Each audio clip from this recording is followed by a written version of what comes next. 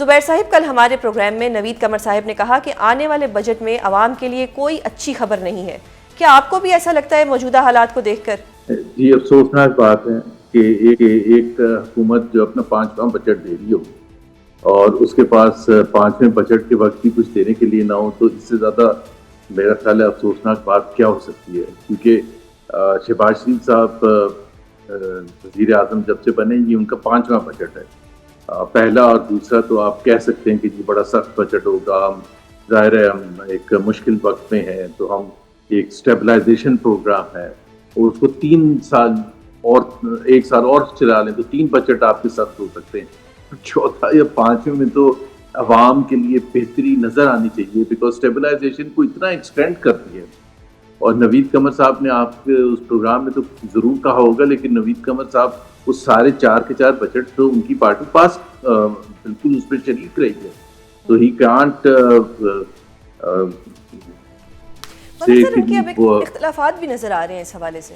دیکھیں، اگر پتہ نہیں آپ کو یاد ہے یا نہیں ہے، ہر بجٹ میں ایسے ہی ہوتا ہے. پیپلز پارٹی ایک ظاہر سی بات ہے، ایز اے پولیٹیکل پارٹی ان کو اعتراضات ہوتے بھی ہوں گے. ظاہر ہے 2 مختلف پولیٹیکل پارٹیز ہیں، but at the end of the day اس اختلاف کا فائدہ کیا ہوتا ہے کہ وہ سارے اختلاف کرنے کے بعد وہی بجٹ پاس کر دیتی ہے. ایک چیز ادھر ادھر کرنے کے سوا اور کچھ بھی نہیں ہوتا. اور اس دفعہ بھی میں آپ کو یقین دلاتا ہوں کہ جب جون کے اینڈ میں یہ بجٹ پاس ہوگا، جو بھی بجٹ 10 تاریخ کو پیش ہوگا، پیپلز پارٹی اس میں بالکل شریک ہوگی. یعنی کہ یہ محض دکھاوا کرتے ہیں؟ دکھاوا نہیں کرتے، وہ جینوئنلی ان کو کنسرنز ہوتے ہیں. لیکن مسئلہ یہ ہے کہ they are part of this entire system جس نے چلنا ہے آگے. اب یہ سارا سسٹم جس نے چلنا ہے، آگے لے کے جانا ہے، اس میں پیپلز پارٹی ایک بہت میجر سٹیک ہولڈر ہے. سو وہ اس حد تک تو کرتے ہیں کہ چھوٹی موٹی چیز کو اعتراض کر دیا، ایڈجسٹ کروا لیا. جیسے فیڈریشن والے یا بزنس کمیٹی بہت سی چیزوں پر اعتراض کرتی ہے اور اس میں کچھ سجیشنز بھی آتے ہیں ان کے. لیکن پیپلز پارٹی کو تو میں نہیں سمجھتا. میں سمجھتا ہوں کہ وہ اتنے ہی قصوروار ہیں جتنے کہ پاکستان مسلم لیگ نواز ہے کہ 5واں بجٹ آ رہا ہے اور وہ خود کہہ رہے ہیں کہ عوام کے لیے کوئی ریلیف نہیں ہے. تو پھر کب ہوگا ریلیف؟ سر ایک اور چیز بتائیے گا کہ ٹیکس ریونیو میں 950 ارب کا شارٹ فال اور سرمایہ کاری میں 20% کمی، نون لیگ کی اکنامک مینجمنٹ کو آپ کس طرح سے دیکھتے ہیں؟ میرا خیال ہے تمام جو اکانومسٹ ہیں اور جو اپوزیشن میں لوگ ہیں، انڈیپینڈنٹ اکانومسٹ جو ہیں، وہ اس بات پر تو سب ایگری کرتے ہیں کہ جو 4 سال جب سے یہ حکومت آئی ہے، پی ایم ایل این کی حکومت، اور جس میں پیپلز پارٹی اتحادی جماعت ہے، ایم پی ایم اتحادی جماعت ہے، یہ 4 سال کا پیریڈ سویرین پاکستان کی تاریخ میں اس سے پورا 4 سال کبھی بھی کسی اینگل سے بھی دیکھتے ہیں کہ چاہے وہ انمپلائمنٹ ہے، چاہے وہ پرچیزنگ پاور میں کمی ہے، بہت شدید کمی ہے، 60-65% کمی ہونا، پھر پاورٹی میں انکریز ہونا، پھر انویسٹمنٹ جس کا آپ نے ذکر کیا، خاص طور پر فورن ڈائریکٹ انویسٹمنٹ پچھلے صرف 2 سال میں 82% پلنج کیا ہے. Foreign direct investment, overall investment ratio is at a 50-year low. Exports ہماری 4 سال پہلے آج سے زیادہ تھی. تو آپ خود بتائیں کہ سیونگز لے لیں، سیونگ ریشو لے لیں، وہ سب سے لوسٹ لیول پر ہے.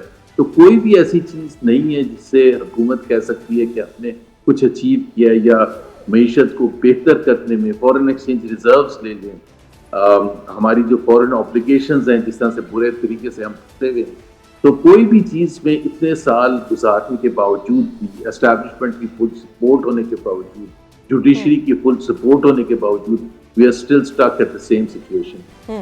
سر ایک اور چیز بتائیے گا، تحریک تحفظ آئین پاکستان بجٹ کے موقع پر حکومت کو ایکسپوز کرنے کا ارادہ رکھتی ہے، یا آپ لوگ اپنا کوئی شیڈو بجٹ پیش کریں گے عوام کے سامنے؟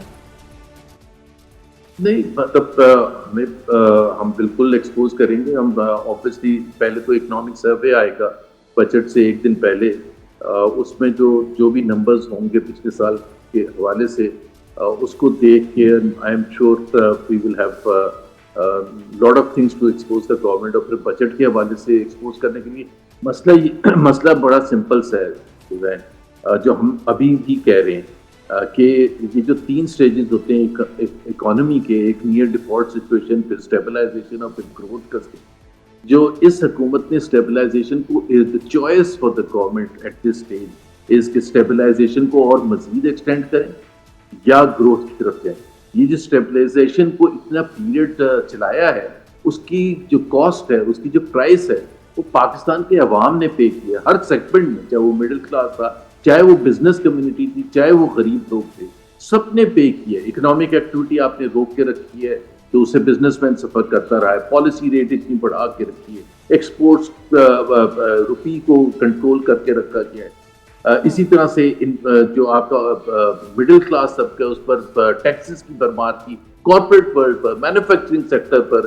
اسی طرح سے جو غریب ہے اس کے لیے تو انڈائریکٹ ٹیکسز میں, چاہے وہ پیٹرولیم ڈیوٹی ہے, چاہے وہ دوسرے ٹیکسز ہیں, اتنی بھرمار کرتی ہے کہ ظاہر سی بات ہے ہر ایک کے لیے یہ اسٹیبلائزیشن کے نام پر, اور یہ آئی ایم ایف کا آبویسلی دیا ہوا پروگرام ہے جس میں ہم ظاہر ہے کوئی اپنا انپٹ بھی نہیں ڈالتے ہیں, تو وہ اسٹیبلائزیشن کا فائدہ کیا ہے؟ عوام اتنے برے طریقے سے پس چکے ہیں کہ اس ماحول میں تو کچھ بھی, اگر ہم اکنامک امپرومنٹ کی بات کر رہے ہیں تو کچھ چانس نہیں. لیکن سر شہباز شریف صاحب تو کہتے ہیں کہ سب کچھ ٹھیک ہو رہا تھا, شبانہ روز ترقی ہو رہی تھی, معاشی ترقیاں ہو رہی تھیں, ایران جنگ کی وجہ سے یہ سارے مسئلے بنے ہیں. ڈو یو آلسو تھنک کہ کیا ایران جنگ کی وجہ سے یہ سب کچھ ہوا ہے؟ میرا خیال ہے اس سے بڑا مضحکہ خیز بات نہیں ہو سکتی کہ ایران جنگ کی وجہ سے. اگر ہم حکومت کی اپنی رپورٹس لے لیں سوزین, مثال کے طور پر ان امپلائمنٹ کے حوالے سے, وہ جنوری یا فیبری میں رپورٹ کی تھی احسن اقبال کے منسٹری نے کہ 21 سال کی بلند ترین شرح پر ہے ان امپلائمنٹ. تو اس سے ایران جنگ کا کیا تعلق ہے؟ پاورٹی کا جو انہوں نے نمبر دیے تقریباً 30% کے قریب کے یہ ہسٹورک آئے ہیں, حالانکہ ورلڈ بینک کے حساب سے 45% ہے. چلے ان کے نمبر لے لیتے ہیں, اس سے کیا تعلق ہے پاورٹی سے اس کا پچھلے 2 مہینے میں یا 3 مہینے میں؟ دیکھیں نا, اگر ہماری معیشت ایک اسٹرانگ بیسس پر کھڑی ہوتی تو پھر ہمیں پیٹرول کی پرائس ہمیں کیوں 60% بڑھانے کی ضرورت پڑی ہے جب سے جنگ شروع ہوئی ہے, اور بنگلہ دیش کو صرف 16% اور انڈیا کو 3%. اس لیے کہ ان کی اکانومی ایک ساؤنڈ فوٹنگ پر موجود تھی and they could afford to absorb this shock. Pakistan کی اکانومی اتنے بری حالت میں تھی کہ ہمارے پاس کوئی چوائس ہی نہیں تھی سوائے اس کے کہ ہم جتنا پاس آن کرنا تھا اس سے بھی زیادہ ہم نے پاس آن کر دیا. اس چکر میں پیٹرولیم لیوی بھی ہم لگاتے چلے گئے. صحیح. سر پوسٹ بجٹ سینیریو آپ کس طرح سے دیکھ رہے ہیں؟ انڈسٹریلسٹ کو بھی پرابلم ہے, عوام کو بھی پرابلم ہے. ان یور اوپینین کیا ہونے والا ہے اگلے 6 ماہ میں؟ لیکن حکومت کو دیکھنا یہ چاہیے کہ ابھی کی ظاہر ہے بجٹ دینے میں ٹائم ہے, اور آئی ایم ایف کو کنونس کریں کہ یہ جو پالیسی ہے جس میں آپ صرف ایک چیز آبجیکٹو آپ کا ہو کہ جی آپ نے فسکل ڈسپلن لانا ہے, فسکل ڈیفیسٹ کو بہت زیادہ کم کرنا ہے. آپ کو پتا ہوگا شاید اس سال فسکل ڈیفیسٹ تقریباً 4% ہوگا, اگلے سال کا جو نمبر ہے وہ 3.5%. یہ اور مزید ٹائٹ کرنے کا مطلب یہ ہے کہ اکانومی اور سکڑ جائے گی. وہاں تو آپ فسکل ڈیفیسٹ تو اچیو کر لیں گے, لیکن اس کی جو پرائز پے کی جو اگلے 6 مہینے میں this process will get even worse, کیونکہ آئی ایم ایف کی نظر میں اور حکومت پاکستان کی نظر میں سب سے نمبر 1 جو آبجیکٹو ہے وہ یہ ہے کہ کسی نہ کسی طرح سے پاکستان ڈیفالٹ نہ کرے.